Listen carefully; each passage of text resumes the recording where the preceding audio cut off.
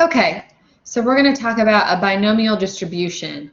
Now, I'm going to start off by using a formula, and then we're going to talk about the table, okay?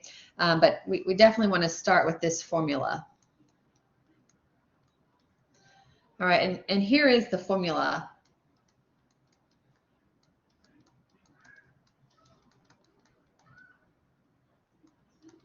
Okay, this is that combination formula. So I'm just going to rewrite that as n factorial over x factorial n minus x factorial times the probability of success to the x power.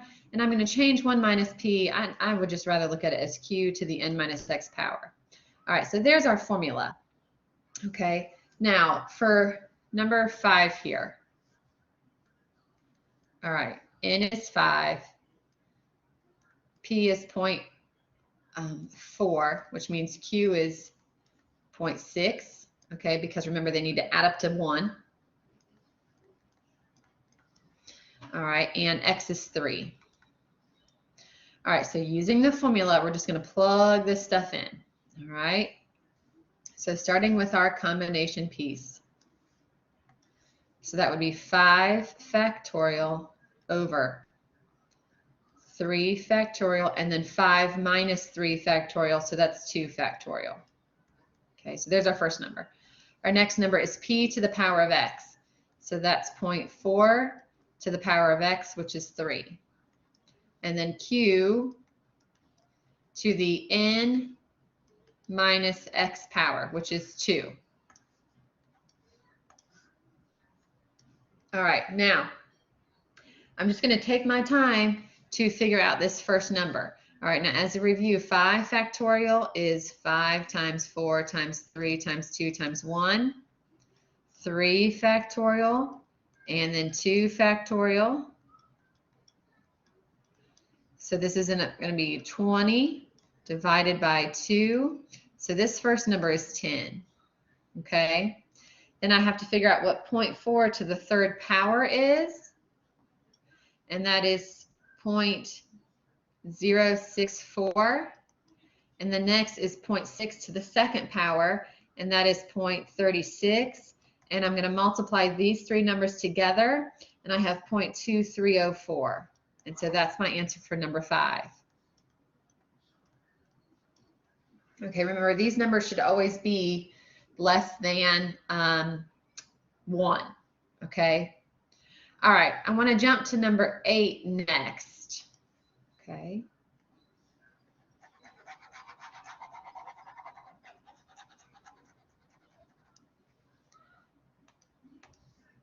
All right, so on number 8, this time n is 3. P is 0.09, and it says that x is less than or equal to 2. So what that means is x equals 2, x equals 1, and x equals 0. Since I have 3 possible outcomes for x, I'm going to have to do that formula 3 times. Okay, so for the first one, when x equals 2, it'll look like this: n factorial over 2 factorial and then 1 factorial. All right, times probability, which is 9, not 0.9. Let me fix that there. To the power of x, and q to the power of n minus x, so that's 3 minus 2, which is 1. Okay, so let's see. This will end up being 3 times 0.81 times 0.1, which is 0.243.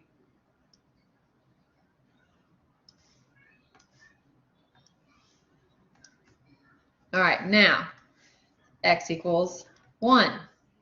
So that'll be 3 factorial over 1 factorial, 2 factorial times 0.9 to the, let's see, x is 1, first power, and then times 0.1 to the second power.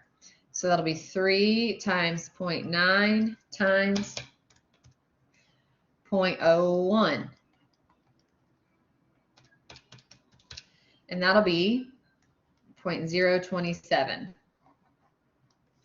All right, next, for x equals 0, we'll have 3 factorial over 0 factorial, 3 factorial, and then that'll be 0.9 to the 0 power and 0.1 to the 3rd power.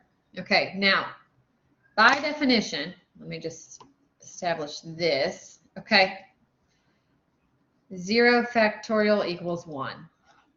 So these will end up canceling out, and that's 1. So this whole thing right here will end up being 1. So 1 times 0.9 to the power of 0 times 0.1 to the power of 3. Also, anything to the power of 0 is also 1. So I should have wrote 1 there. So this will be 1 times 0.001, which is 0.001. Now, to get my final answer, I will need to add these 3 answers I got together.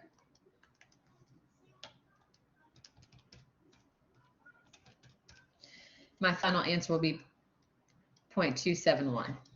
Okay. All right. Now, let's go ahead and talk about this table and make things a little bit easier. Okay. This table, this binomial probabilities table, will work if your probability for P is one of these numbers right here. If your probability is not one of those numbers, you will have to use the formula to solve these problems. Okay?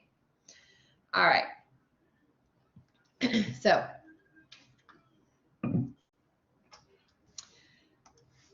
at one large university, freshmen account for 30% of the student body. If a group of 12 students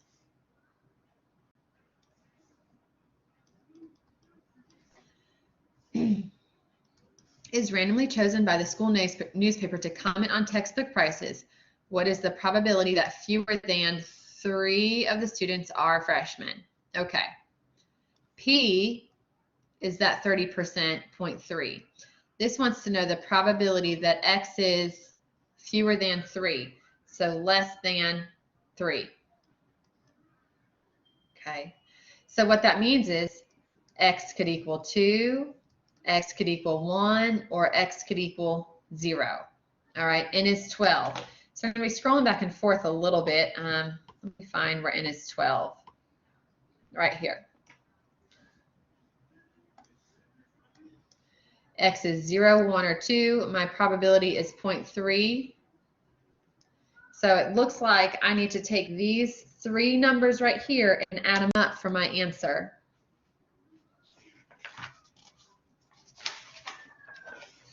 There we go. And when I do that, I should get 0.2528. Okay.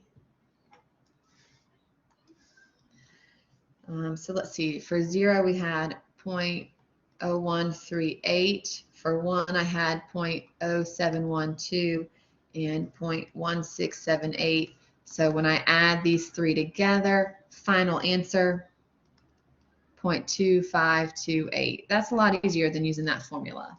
Okay. All right, next, B.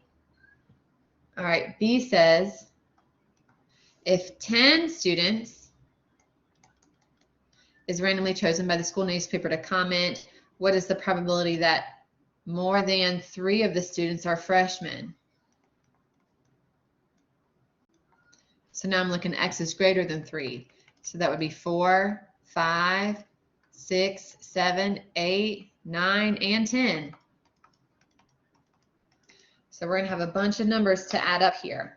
All right, so let's go ahead and find where N is 10. Okay. Probability is 0.3, and I need 4, 5, 6, 7, 8, 9, 10. So I'm adding together all of these numbers. Okay. So just take your time adding that and using that table. Shouldn't take us too long to do that. My final answer I got was 0.3503. Okay. All right, and that is how you use the table. If you have any other questions, let me know.